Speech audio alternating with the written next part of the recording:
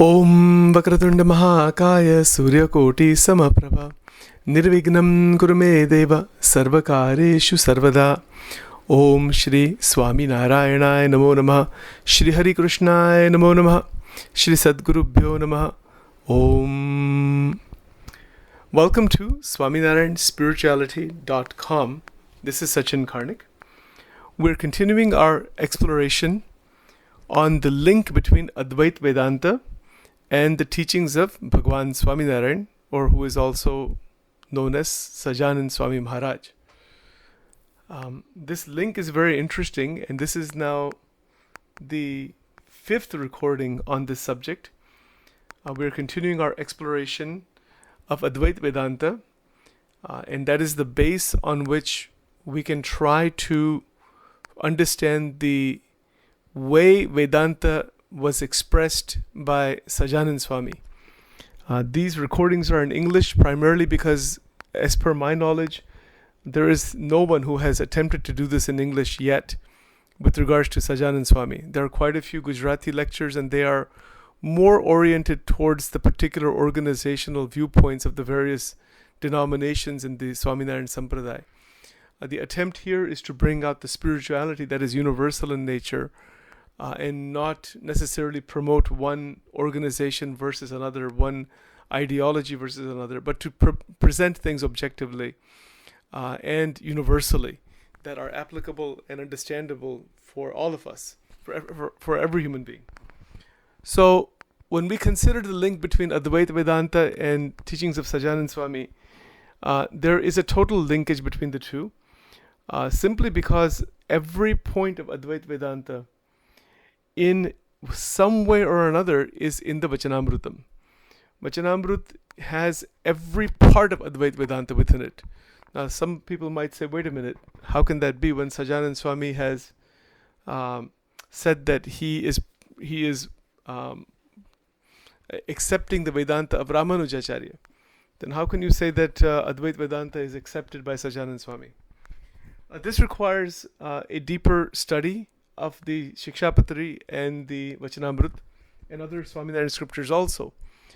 Simply because Sajanand Swami has accepted Advaitic teaching, and I'm going to go into that today, nonetheless has not stopped with the non-dual state. He has gone further to express that Vedantic viewpoint of Parabrahman, of God, Bhagwan, that is beyond Akshara Brahma, Aksharatit. This is a word that is used in the Vachanamrut. So Akshar or Akshara Brahman is used throughout the Advaitic texts and Upanishads. So even the word Brahma Sutra is referring to the fact that there are 555 statements of Vedvyas that are all talking about the Brahman. So one might have many questions about this, and this is, as I mentioned before, this subject is tricky to explain. There are many different perspectives on this. There are many disagreements among the big acharyas, and I don't like to use the word disagreement. I would like to say perspective. It's better to say that truth is one. Ekam sat vipraha bahuda vadanti. It is described in different ways. It is understood in different ways. It is propagated based on time and circumstance. And of course, the perspective regarding the nature of ultimate reality. In Sajanand Swami's case, for example, he emphatically has stated that there is Parabrahman, that is beyond, transcendent to Akshara Brahman, that is beyond all the divine light and the non-dual oneness. Someone might question, like, how can that be? How can there be something beyond the non-dual? That doesn't make any sense. Is there any logic behind that? Well, logic will only take us so far. This is a matter of devotion and the power of devotion. That is called bhakti. It begins with faith. It begins with this notion that there is a supreme Lord, supreme being, supreme tattva that is beyond everything and independent of everything. And upon which everything depends. someone might say that, well, that's just a concocted, fabricated idea. Many have said that about God. The atheists particularly, they said that these are just all man-made ideas. That's all. Is there really anything like God? Is there anything really like the Parabrahman and all? And this is just a human attempt to, just to create some kind of a psychological security. But it's totally fake. This is what many have stated in the history of humanity. And again, as I mentioned in the last talk on this, that rather than approaching this question simply with belief or blind belief or just authority based on what anybody has stated, to try to approach this with experimentation. And I think we have to understand it along those lines, particularly in today's culture, where people are not going to accept anything just because someone said so on authority. They want to see proof. They want to see evidence that is that the case. And these debates about the existence of God, whether it is the Judeo-Christian tradition, the Islamic tradition, or any of the dualistic traditions in India, these are protracted debates. But as I mentioned last time, debate can only take us so far. It will not be helpful that much. One may have convictions one way or the other, but we have to go based on experience and experimentation, and to even experiment with Shraddha, with faith. If we say that God or Bhagavan, Parabrahman, beyond the infinite consciousness, there is a supreme being, beyond the Shar and Akshar, that is Bhagavan Purushottam, that is the Paramatma, as per the Bhagavad Gita in chapter 15 also.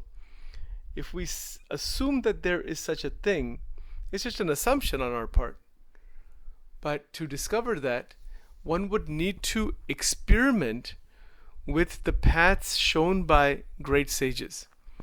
And those paths of devotion begin with a strong belief that there is the supreme God beyond me. That just the me as a human being, is at the feet of God.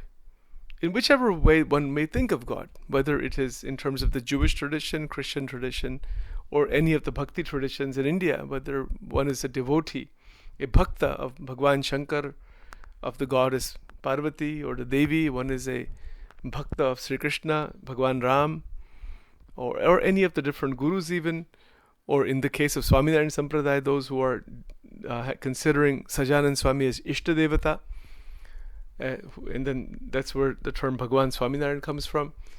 All of that is a matter of faith in many ways. It's a matter of Shraddha. Now, how does that Shraddha develop? Is it blind faith? Is it just based on accepting what somebody stated? No, it cannot be that way, because one could have faith in anything, and that may be totally false. Faith needs to be directed towards that which actually exists. And that which actually exists needs to be manifested in front of us. So God being manifested in front of us, this is one of the key teachings in Vachanamrut. And in many ways, if you go through most of the scriptures, there is the notion of manifestation. Even on the Advaitic side, this universe is manifested. We cannot deny that it's manifested. But what is manifested is coming from the unmanifest, and both are whole. So the unmanifest and the manifest, these are always talked about in the scriptures. So manifest means that which is not known to our senses, not known to the mind. That is unmanifest. And that which is within the realm of manifestation is called,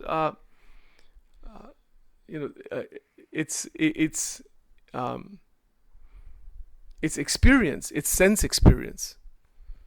It's the experience through our five senses. These five senses are called Gnan Indriya. Through our five senses, we experience the world.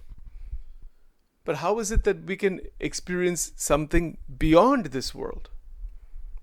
And that's where the Vedic tradition, and particularly the Upanishads, are talking about that state of realization beyond the senses, but not rejecting the experiences of the senses. We need to understand clearly and experientially the message of the Upanishads. There's a message in the Upanishads, and then there's a process through which the unfolding of truth occurs, where sages are experimenting with meditation. They're experimenting with questions. I like the word experiment because that's what the Vedic tradition originally was. It wasn't belief-based, it was experience-based, it was experimentation-based. It is based on research to discover what is, by asking questions, because we have the ability to ask questions. So the pronouncements in the Upanishad are coming from realization of the rishis. The rishis were ancient meditators. They were deep in the caves, in the nature only. They didn't have a type of conditioned mind that we have. We are afflicted by so much divisive conditioning that we have a heck of a time trying to see any glimmer of truth. That is simply because of unending amounts of division. Race, class, nations, language divisions, division upon division upon division. So the mind is literally doomed in this, literally trapped in this divisiveness. So this divisiveness is a function of the mind. It is a function of the manifested world. So when the rishis saw the massive manifested world, just as we are seeing it, naturally there's a curiosity. There is a natural curiosity that is there something beyond all of this clutter and noise that is in our heads. And I think we can understand that in so many ways. That the mental activity that goes on, it's very fast. There is so much content that is constantly being accumulated within it through sense experience. And there is heavy conditioning, heavy programming of the mind by that experience. And then a person would just be dead one day. That's it. That the one lives as pretty much like just running in this material world, trying to satisfy desires and be done with it. But is there something more? This was the question. Is there something greater than simply this sense experience? So when we consider our life, we find that there's a lot of difficulty in life of all different kinds.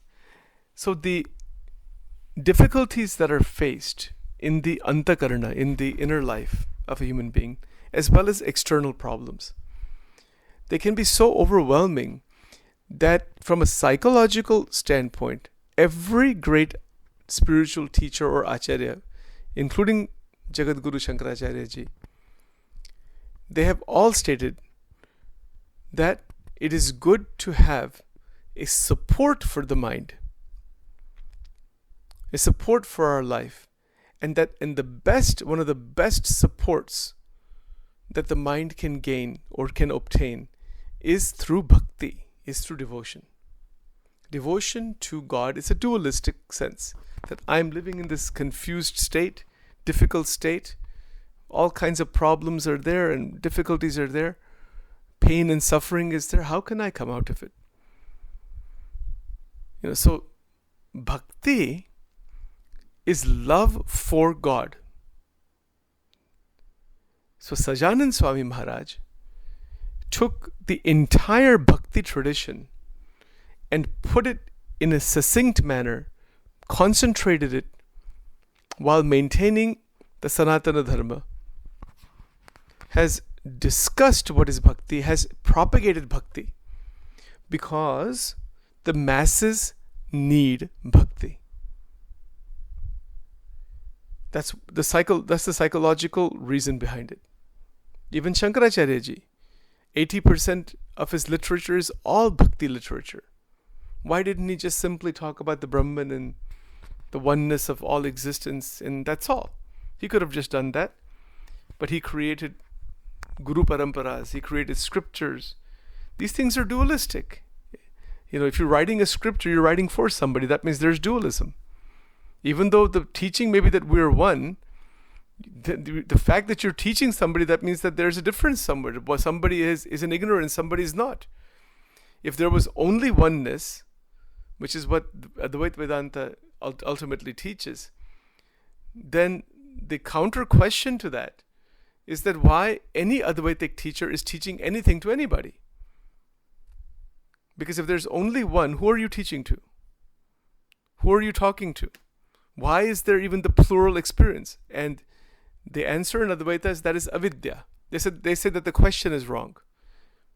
But see, the perspective of Ramanujacharya, Nimbarakacharya, Vallabhacharya, Chaitanya Mahaprabhu, and Sajanand Swami, and others on the bhakti tradition, they do not reject the existence of plurality.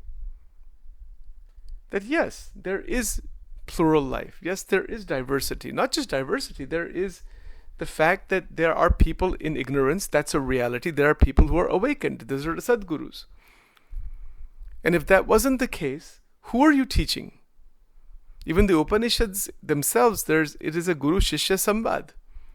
If the Guru is in a state of realization that there's only one, and that there's none other than the one, who is the Guru teaching to? Think about this logic.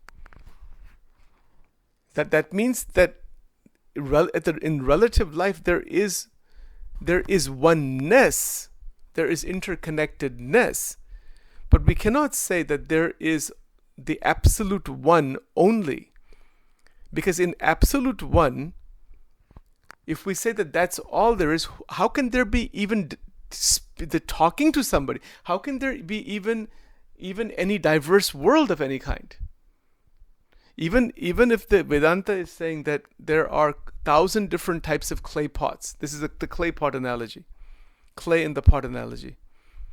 The fact that there are 1,000 different clay pots means that they are different from each other in one sense, that they're all, even if you say they're only made out of clay, okay, fine. We can say that everything is the Brahman. No doubt. And that even that point of view is accepted by Sajanand Swami in Vachanamrut, because that's a state of realization. But the fact of the matter is that in our relative life with a body, as long as we have a body, there is the experience of plurality. There is taking a breath, there's eating food, there is the functioning of the body, there is talking to others. I mean, the only time that none of that is there is when one is in Nirvikalpa Samadhi, as I mentioned before. And that Nirvikalpa Samadhi occurs through Ashtanga Yoga. And it also occurs through Bhakti Yoga also. This is also discussed in Vachanamrut Garada Pratham number 25. The title of that Vachanamrut is Vishkoshna Pravanu. And I won't go into what that analogy is about here. But Nirvikalpa Samadhi is the only time when dualistic experience stops.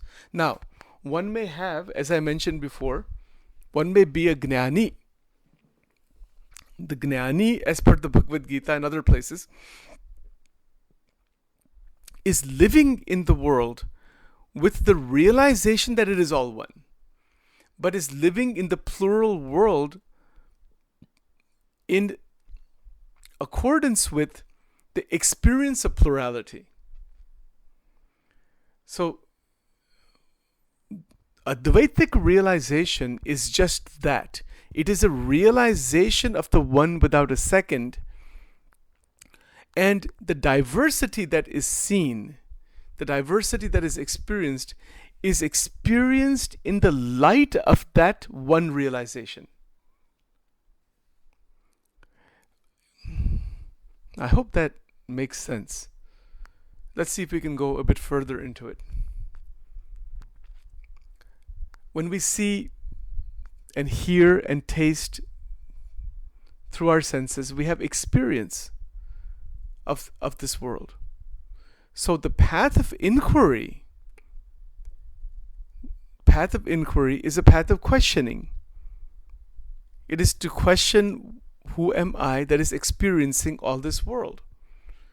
And the realization of the witness, the I, the Atma, that realization is only possible when the mind comes to zero disturbance, and the mind and its nature is seen so clearly that all entanglement stops. It doesn't mean you stop seeing the diversity outside. No, you still see all the same diversity. But there is a phenomenal awakening of the mind into the Atma. That is why Sajanand Swami Maharaj in Vachanamrut, Garada number 23, Garada Madhya number 23. See, this is why this requires a very subtle and very careful study of Vachanamrut and Guru Kripa. This is my opinion. Otherwise, Vachanamrut is not anybody's piece of cake. Vachanamrut is par excellence scripture in Vedanta. It is at a level that is beyond any description. But that is why, as a seva, Sachin is trying to bring this out. Sachin has no capacity to understand this. Nobody does, actually, simply because it is beyond any kind of the human mental concept. But we shall try, and by the grace of God, let's see where it leads us. So as I was mentioning, in Garada Madhya 23, this is very interesting. Sajanand Swami, or Shriji Maharaj in short, he stated that the mind is just a ray of the Atma. Again, that's analogous, it's an analogy. Like we have the sun and the one ray of the sun. Atma is so intense. What the Atma actually is, who you really are, is flaming realization.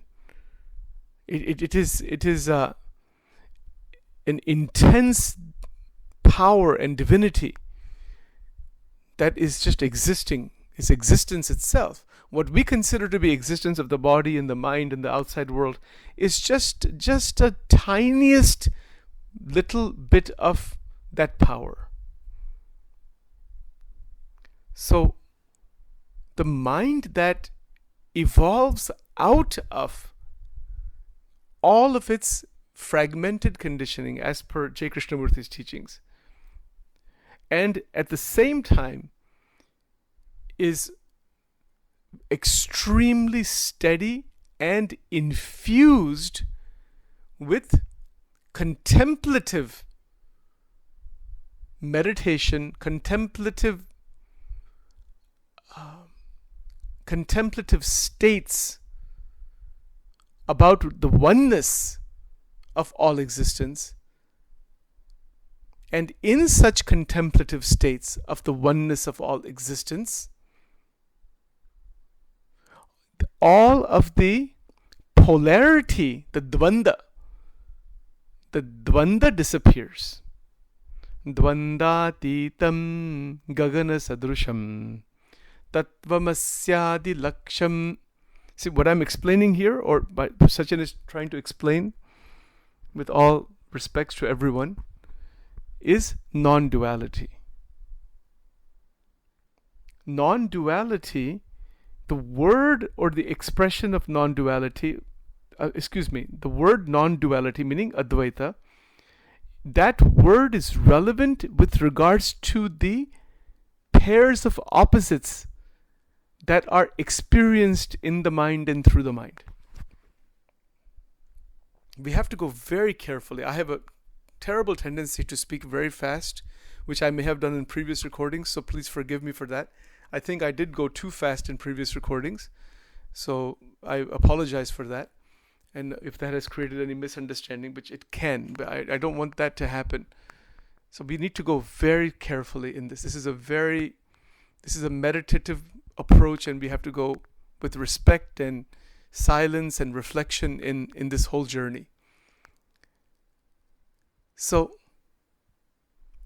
the polarity, the dvanda, as it is written in the Sanskrit language, that dvanda meaning the swinging of the mind, back and forth, back and forth, back and forth. This swinging of the mind between raga and dvesha, between likes and dislikes, we can see that goes on. The ancient rishis saw their mind this way, and today we see the mind this way, and in the future also, humans who are yet to come.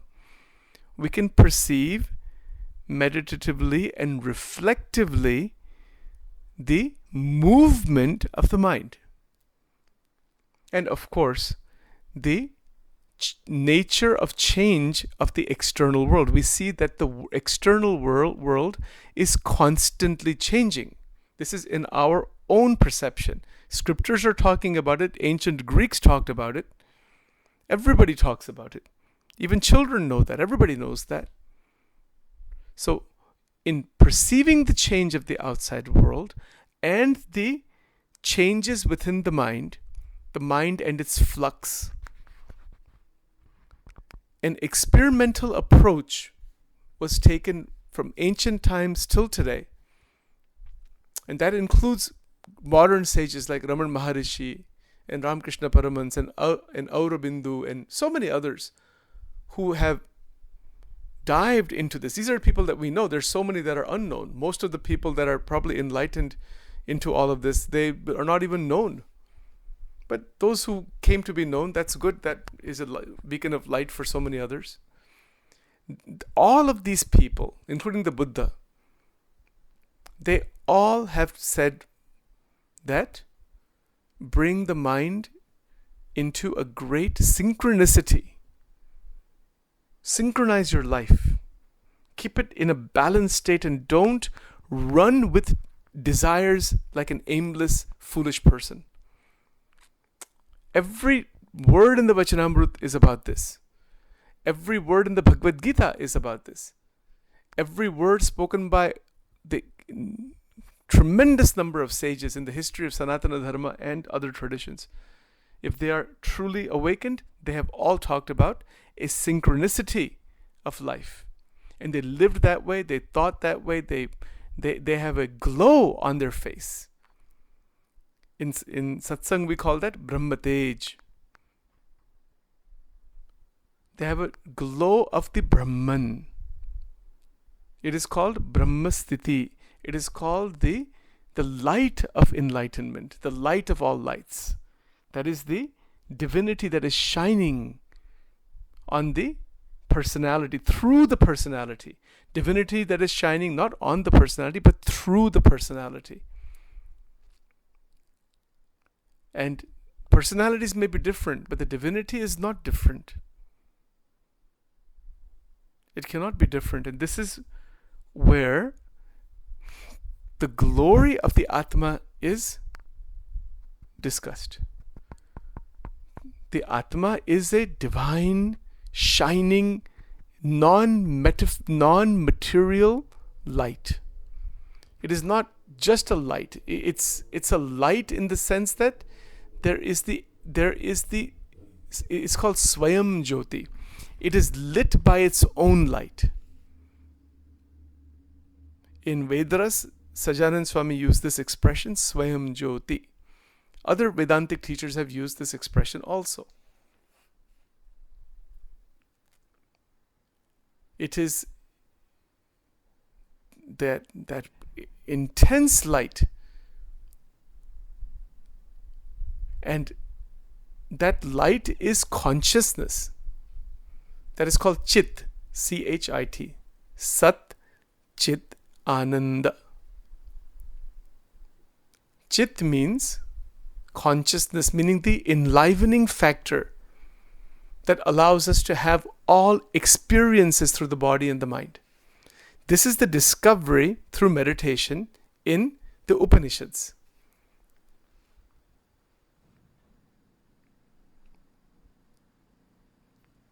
And in that discovery, there is immediately available the right kind of ethics, morality, and interaction with the diverse world that is going to uplift the diverse world outside. Because, why does that happen? Because the antakarana, the man, buddhi, chit, ahankar, the internal mechanism that is the mind, is infused with the light of the Atma.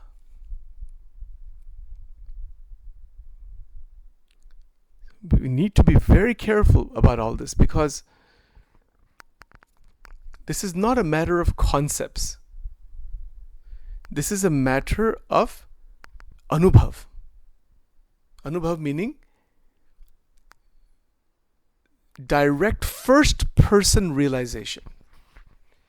Adi Shankaracharya ji has called that aparoksh anubhuti.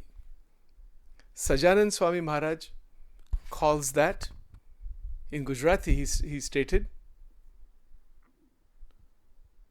pratyaksha ditheli baat.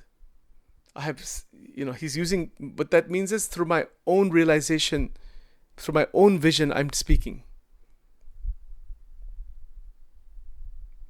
And that is the state we need to get to. Simply repeating other people's ideas is okay. That's a good thing. It's a beginning.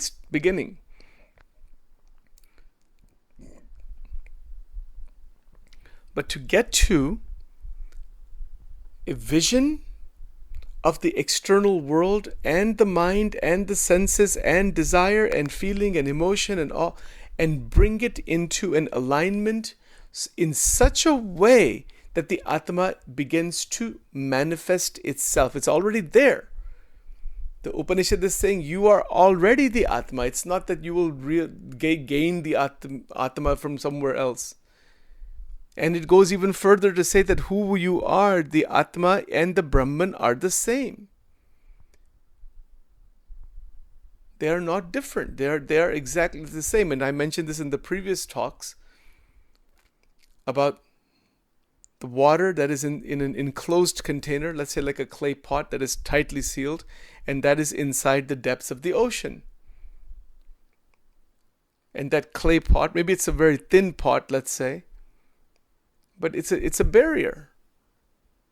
That barrier is what prevents the inside and the outside water from mixing together and from seeing their unitive consciousness.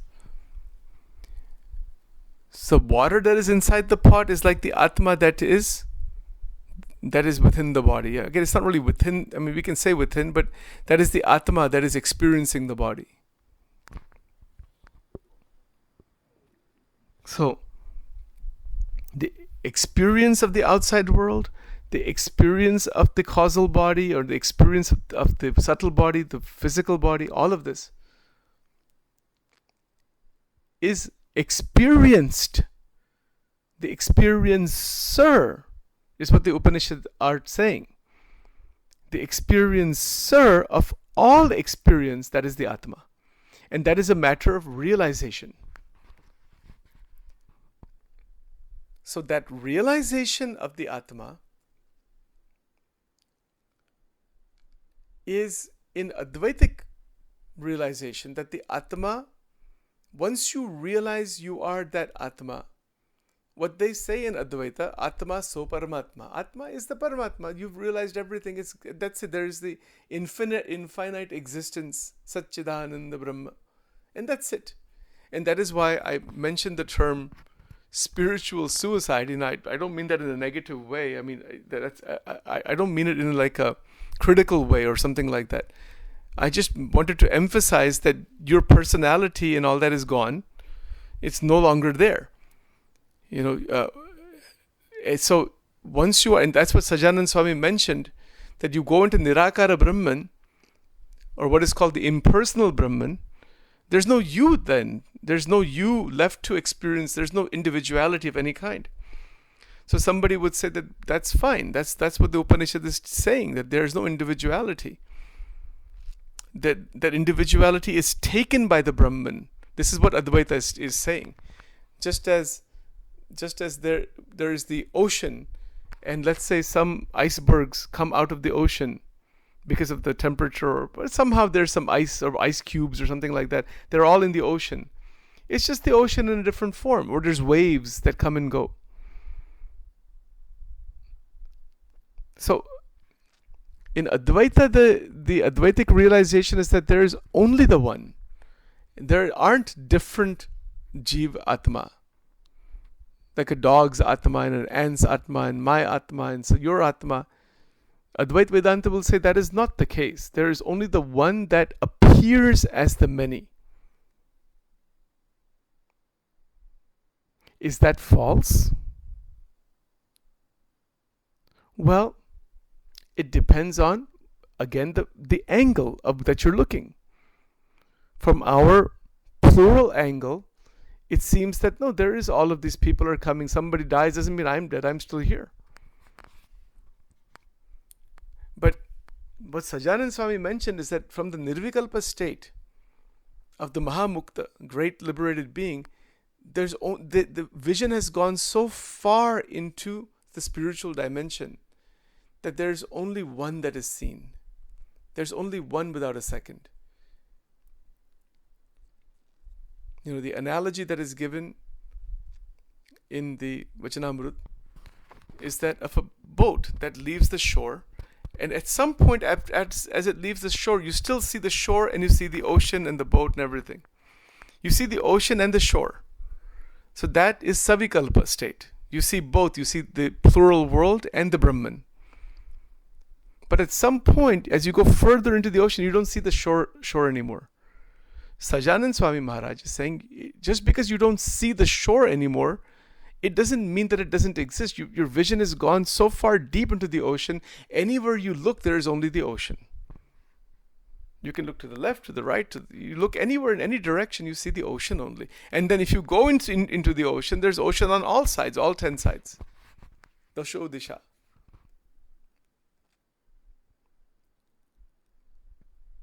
If somebody takes a dive into the ocean and says there's only water all around, up and down and right and left, and this is what the Upanishad is saying. Upanishads are spoken in that way.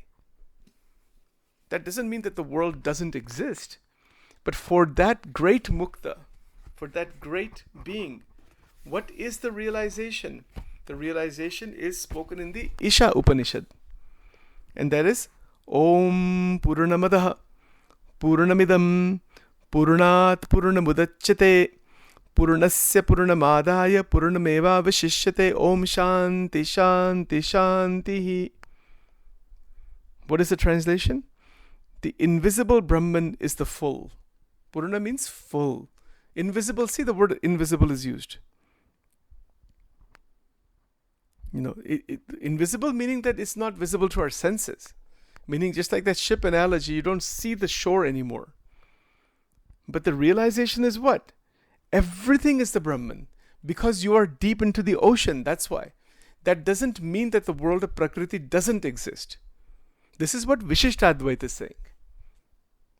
Ramanujacharya and then Sajanand Swami accepting Ramanujacharya's Vedanta and then expanding on that is stating that the world does exist, but for the Mahamukta who has gone so far in spiritual evolution, there is only the Brahman.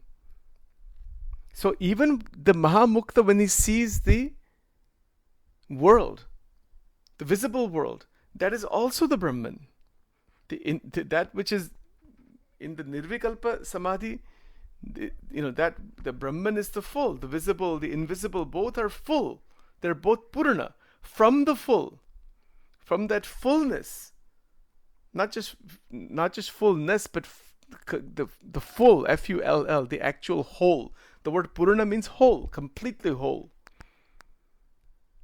So from that fullness, the visible universe has come, obviously. Even physics is saying this. There is one infinite consciousness, which in Vachanamrut, Maharaj has called, and I mentioned it in the last several recordings, Ekras Nirakar Akshara Brahma. That is what Upanishad is talking about. Ekras means non-dual. Nirakar means without worldly form. Chaitanya means consciousness. These are words in Vachanamrut, Garuda Pratham number 21. So to understand Swaminarayan Vedanta, we have to understand this first. Understanding is one thing, but then now the bigger question will be, if someone has gone into that Nirakara and you are lost in the Nirakara, you're lost in that Brahmic bliss, that oneness, that fullness of consciousness. And you can see the universe are only that another expression of that fullness. See, in Vachanamrut, Maharaj mentioned that infinite Brahmanda, Ananta Koti Brahmand, Akshara Brahmana ek Roma fare છે. This is Gujarati language. That in one speck, one part, this is again, you have to use language that is understandable to us. In one pore, P-O-R-E, of Akshara Brahma, infinite universes exist, not billions of universes. What does this mean? That's what the Upanishad is saying. See, Purnasya Purnamadaya Purnameva Vishishyate.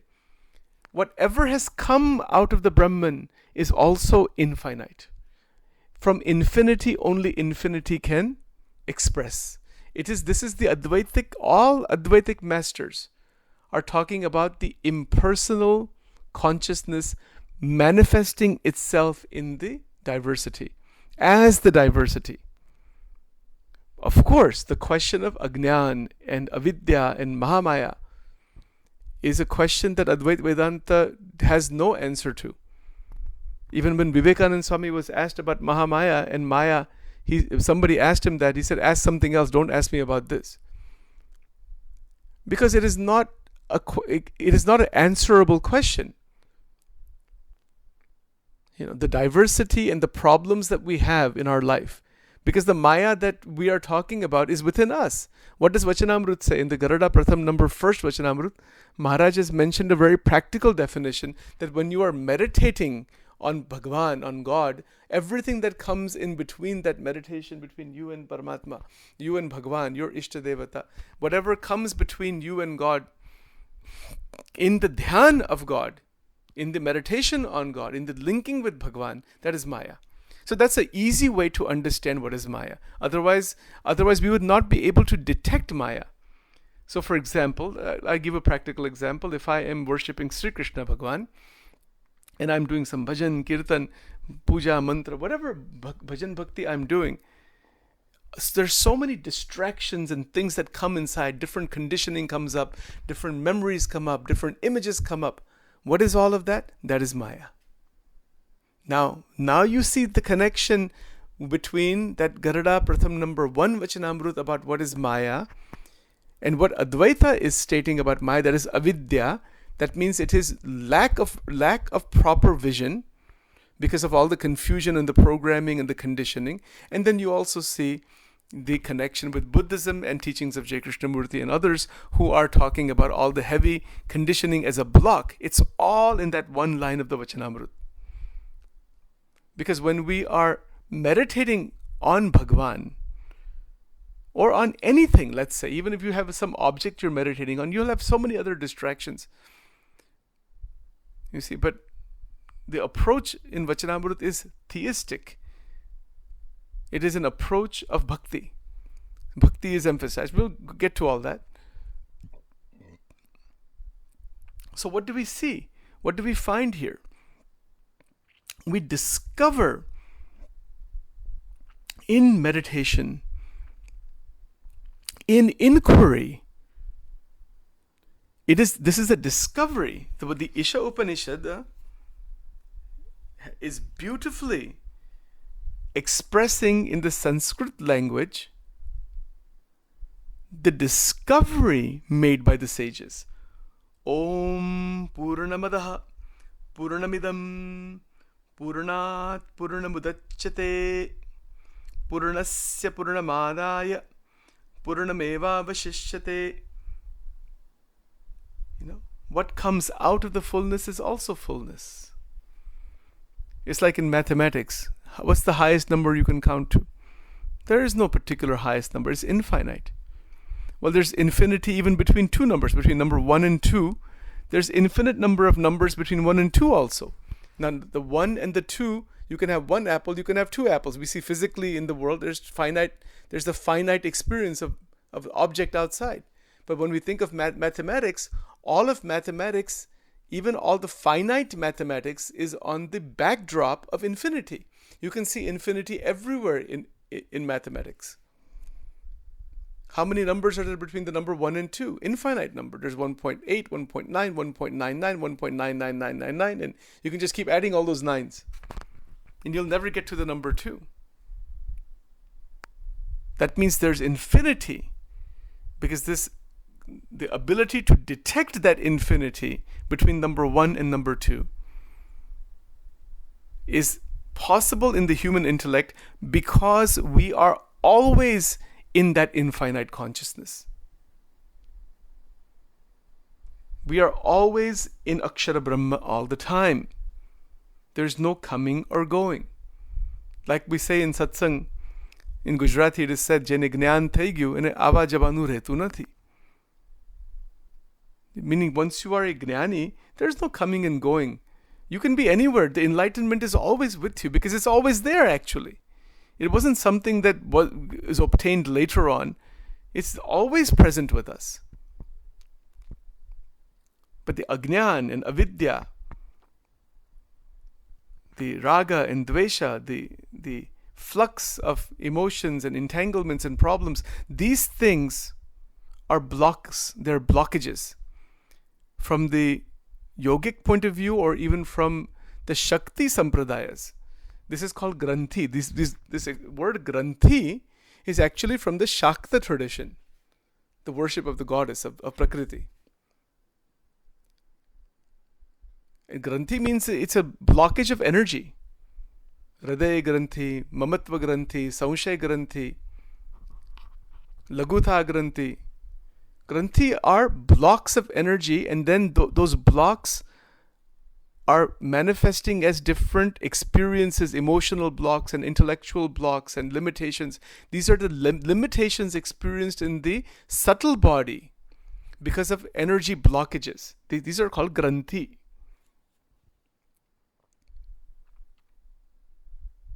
So the Granthi is a massive psychological block in the subtle body, and that block, once it breaks, as Gunatidanand Swami mentioned, Sukshma Dehano Kajiyo Bhare che. So once that block breaks, once it breaks and the causal body begins to open, meaning what the causal body cracks, immediately the light of the Atma shines. In Swamini Vato, Gunatidanand Swami's teachings are called Swamini Vato. He has mentioned that we are already in that, we are that divine light of the Atma. He says, Kotan Koti Surya Nu Tej, Apna Hriday Ne Vishay Che, in Gujarati. We are already that. But the existence of the causal body, Karana Sharira, is creating lack. It's a block. It's not allowing us to see who we are.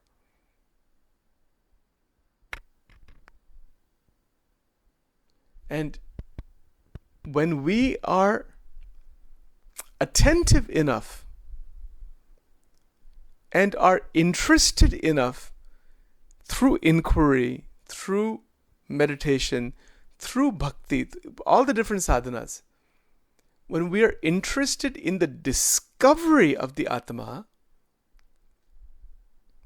we have to deal with stabilizing the mind. And that stability of the mind, from a more sadhana point of view, is where Sajanand Swami Maharaj extracted from all the scriptures the 4 principles of Dharma, Jnana, Vairagya, Bhakti. These 4 are called Ekantika Dharma. Somebody who has these four is called an ekantika bhakta. Someone who has realized these or is trying to realize these is called ekantika bhakta. Someone who has realized them, that person is said to be an ekantika bhakta in ekantika sthiti. Ekantik being single pointed. And in that single pointed devotion, which is a type of energy, remember it is Shakti. Devotion, mean bhakti, has tremendous Shakti. So it is in that devotion that this special transformation occurs out of the causal body. And when the causal body breaks, you are instantly in that realization of Purnamadaha, Purnamidam, Purnat, Purnamudachyate, Purnasya, Purnamadaya, Purnameva Vashishyate. You are in that wholeness of experience. It's not, the word experience is not right, because that means that the word experience refers to sense experience. It's the wholeness of realization. The realization of wholeness. Purna state. You become fulfilled. See, Gunatitanand Swami mentioned in he wrote, it's spoken in the Swamini Vato, that Atmanu Sukh Akhand che. See this point? You will see Vedanta all throughout Vachanamrut and Swamini Vato.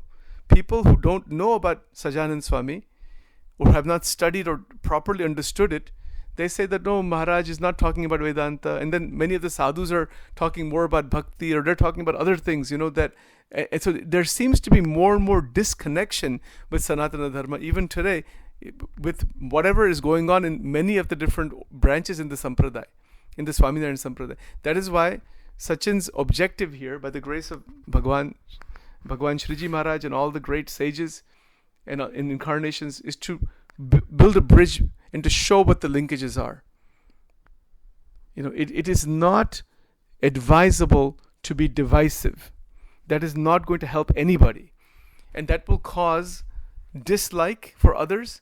It will cause disharmony, because there is lack of realization. Realization fundamentally is characterized by unitive consciousness. Unitive consciousness is experiential with regards to love that shines through the personality. That love is bhakti. When we say bhakti towards God, that is a beginning, the 9 forms of devotion. And then that bhakti flowers into the 10th bhakti. It is non-directional love. That flowering into that 10th bhakti, that is the relationship between Radha and Krishna, as per Shikshapatri. Why in Shikshapatri Sajanand Swami has mentioned Radha and Krishna? Because of this reason. Because he is emphasizing the flowering of bhakti into the 10th form of bhakti. That is called Prem Lakshana Bhakti. It is non-directional bhakti.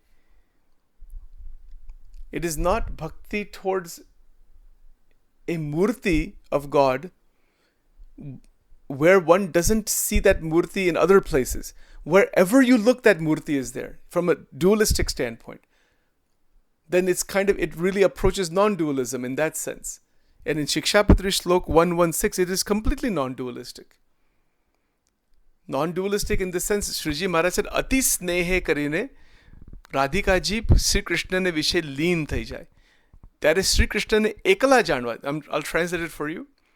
It means that by intense love, Radha, Sri Radha ji, is merged, it's leen means is lost inside Sri Krishna. At that time, they are one. And Maharaja said that at that time, Sri Krishna shall be known as one. Radha is Krishna at that point. But now, from a Tattva point of view, Vishishtadvait would say, if we put all the pieces together, it doesn't mean Radha became Krishna. She is just lost in Krishna. She's still there, but there is no division left between the two. The distance between them has gone to zero distance. It's like if you were to take a flame of light and take it closer and closer to the sun, like a flame of a candle, and then it goes into the sun. Now it's one. It's something like that. It's like it's where devotion has reached its 10th state. That's what Shriji Maharaj is saying in Shikshapatri in Shlok 111. You can look it up. You can look it up online also. If you just put Shikshapatri Shlok 111, you'll see the Shlok right away. Just Google it. You'll find it right away. And it's very clear. Maharaj is very clear that about the relationship between Shri Radha and Sri Krishna. How beautiful. And what a guidance that is for us. It is a guidance in terms of pure love. That when there is that state of love, wherever you go, there is love. Wherever you are, there is love. And that love is not a fragmented phenomena. It is not a directional phenomena. It is not a sectarian phenomena, nor is it simply a mental wave. It is not that. It is much beyond that. It is emitting continuously at all times. Because that love, that prema, is coming from the Atma, from that Ananda aspect of the Atma.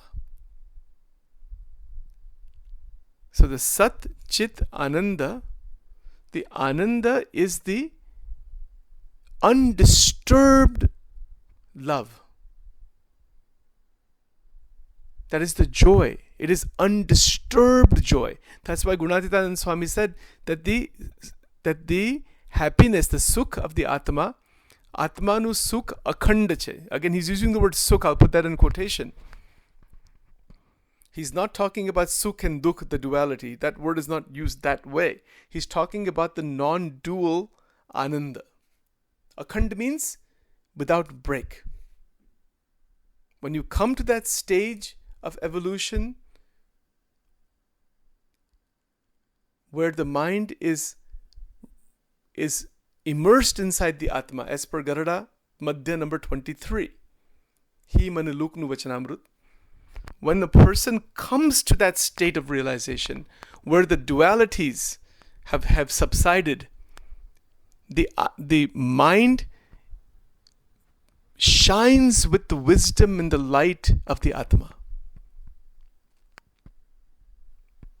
This is why, to get to this point, in Vachanamrut, Vartal number 11, Shriji Maharaj has mentioned in Gujarati, Sat Purush ne Vishay Drad Priti Ej Atma Darshan Nu Sadhan. Which means love towards enlightened sage, which is what the whole Upanishad is about that. The Bhagavad Gita says, Tad Vidhi Pranipratena Pariprashtena Sevaya, and the lineage of all the great sages throughout the world. What they have realized, if they have realized the Atman, by loving and serving them, by being in contact with them, the loving relationship with one's enlightened guru, or many gurus maybe even, but Satpurush, one who is living in Satya, who is living in that higher consciousness. Satpurush ne Vishay Drad Priti, meaning the love for such a being, then automatically generates within us. It generates the evolution towards the Atma. It is a sadhan. What is a sadhan meaning? It is a means to an end for Atma Sakshatkar, Atma Darshan. We can interpret the word Atma Darshan in Vartal 11 as Atma Sakshatkar. Darshan is there. Darshan is like an intermediate that you can see there's a revelation. But it's a kind of darshan that doesn't go away. When the darshana doesn't go away, it is sakshatkar. Sakshatkar means continuous realization. And darshan also means vision. That's why the script, the Shat Darshan, the big systems of Indian thought are called Darshana Shastra. They're not just called intellectual philosophy. They are the visions of the rishis. They are the They are spoken from the states of direct realization. They're not spoken from intellectual imagination or intellectual argumentation only, although that is there, but that is not its real base. Pratyaksha Anubhav. Sriji Maharaj himself is saying, I'm seeing and I'm writing. I'm seeing, like when he says that there is Parabrahman beyond the Atma, beyond the Nirakara Akshar, that is his experience. He's not making that up as an intellectual thing to misguide people, nor is he saying that simply because he just wants to, promote himself or something like that. No, it's not like that. That is the Vedantic realization that yes, there is this infinite consciousness that is the Akshara Brahma, but he is also seeing through a vision, a metaphysical, transcendental vision, that which is Paramatma beyond that Nirakara Akshar. And to see that Paramatma beyond that Nirakara Akshar, that requires Brahmamaya Sharira. Brahmamaya Sharir. It's a body made out of the Brahman only. And from that body that has been constructed, that has been created or been given to the Atma, that individualized soul during sadhana time, that Brahmamaya Sharira is given to the devotees, and only the devotees get this Sharira. Nobody else does. Everybody else will go into the Nirakara Brahma. And I had this conversation one time with a very enlightened pujari in the Knoxville Hindu temple. I had this conversation went on for several months actually, and then he ultimately stated, and he was very deep into Vedanta and had, I studied the scriptures back and forth, and it was just quite extraordinary. And I went into the depth of this question with him. After 4 to 6 months of intense conversation with that particular highly evolved being, he said to me that Sachin, this Brahmamaya Sharir that is in the Vachanamrut, that is only given to devotees. Nobody else gets that. And he wasn't a Swaminarayan devotee or anything like that. He wasn't, he was into Vedanta primarily. And he was very evolved, but he said that only the bhaktas get that. And I think the reason is understandable, because the bhakta wants to see God. Now, Advaitic perspective here would be, wait a minute, you want to see God, then somehow your own power is creating God and all that. Well, if you can get into those kinds of thoughts, then that's not bhakti anymore. That's not Shraddha anymore. That is just, then there's no bhakti left at that point.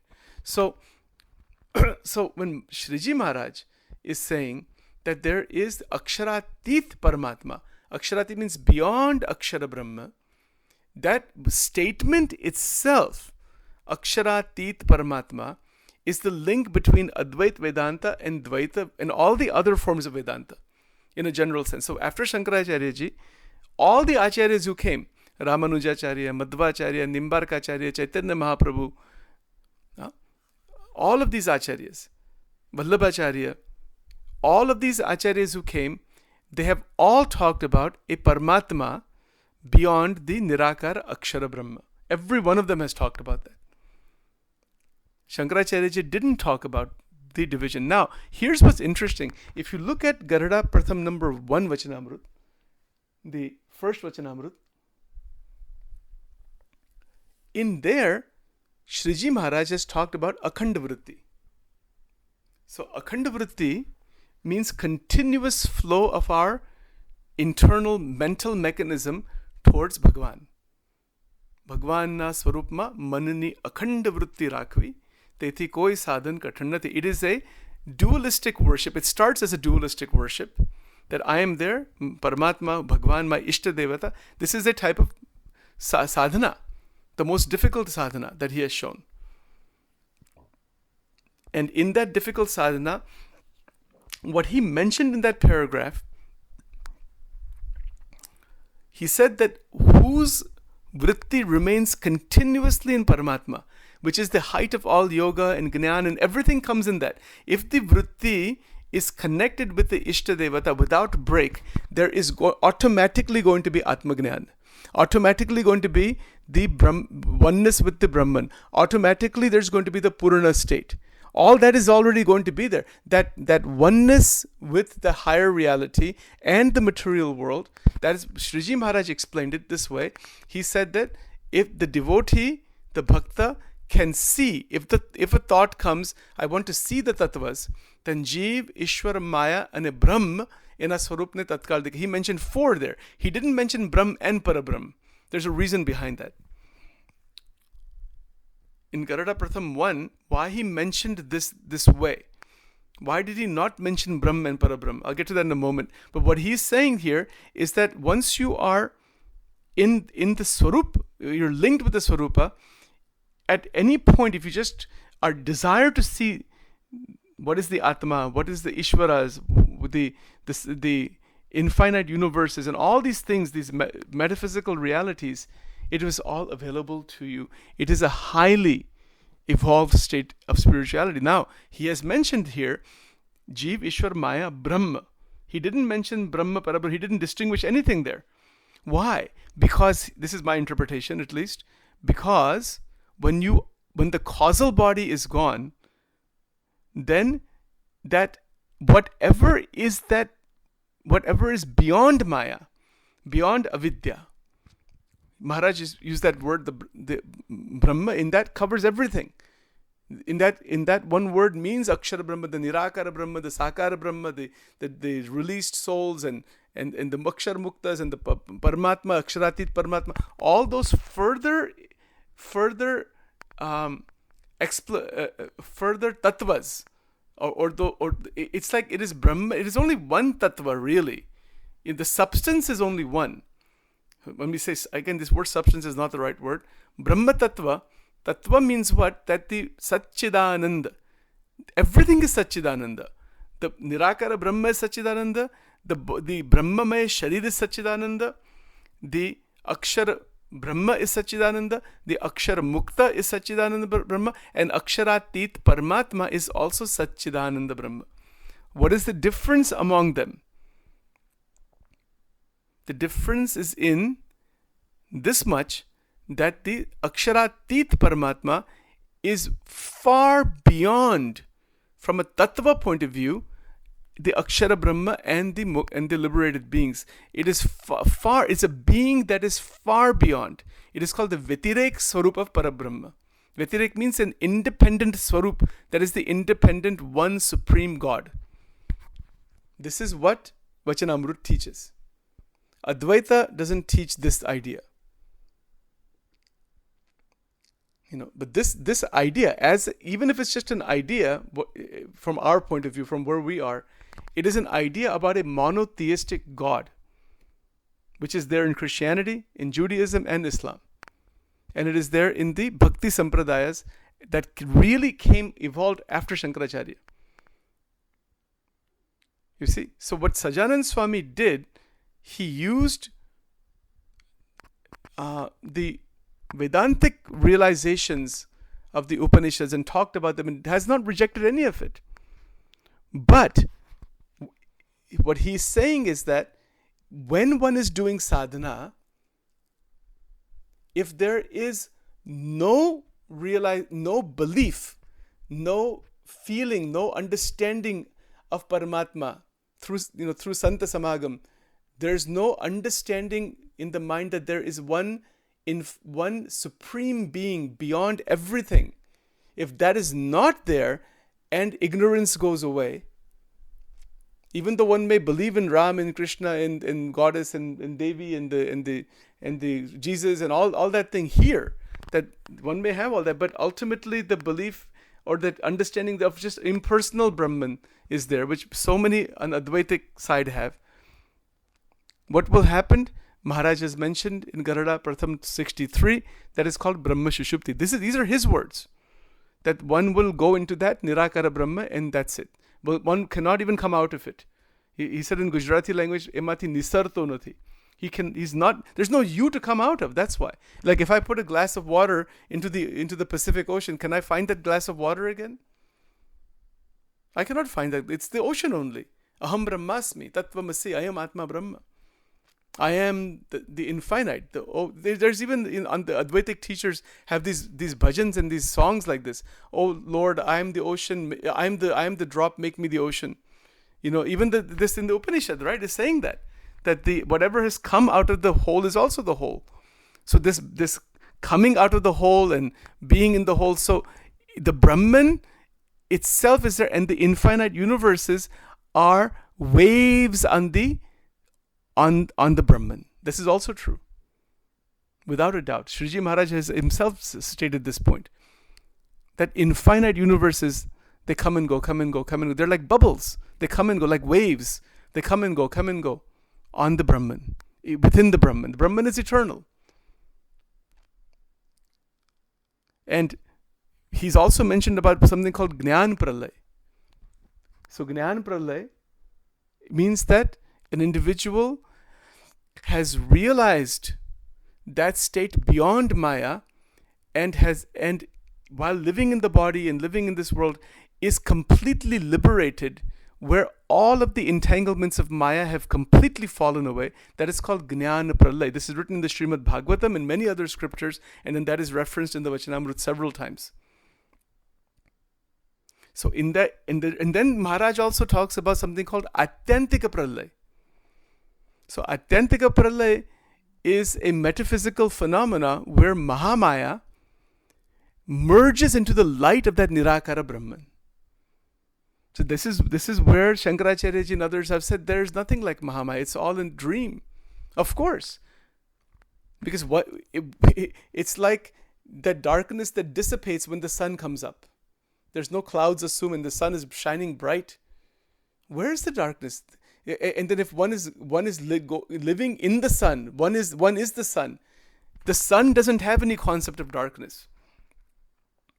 These ideas about this Advaitic idea about the Brahman illuminating and the Brahman is the one shining reality only, this is beautifully explained in Avadhut Gita by Dattatreya ji.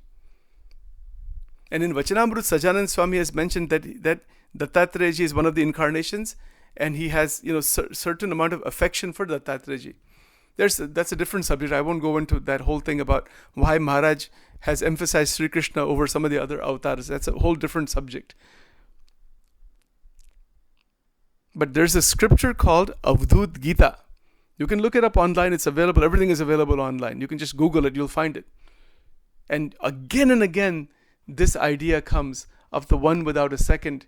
Ashtavakra Gita, same thing you will find. Upanishads, again and again you will find this.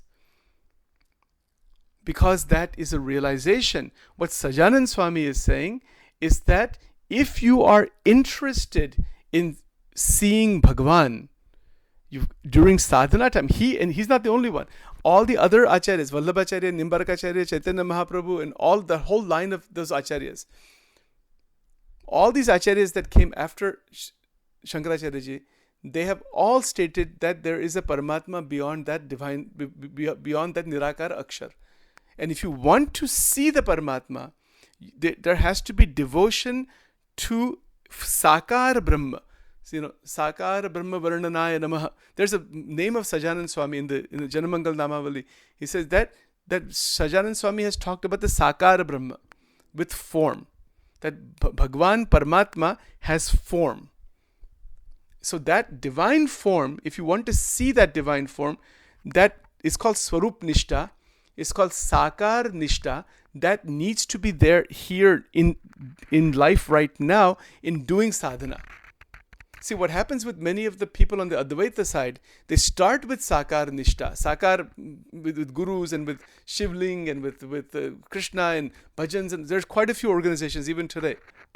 But their teaching is Advaitic in the sense that that's all there, but it's all just one.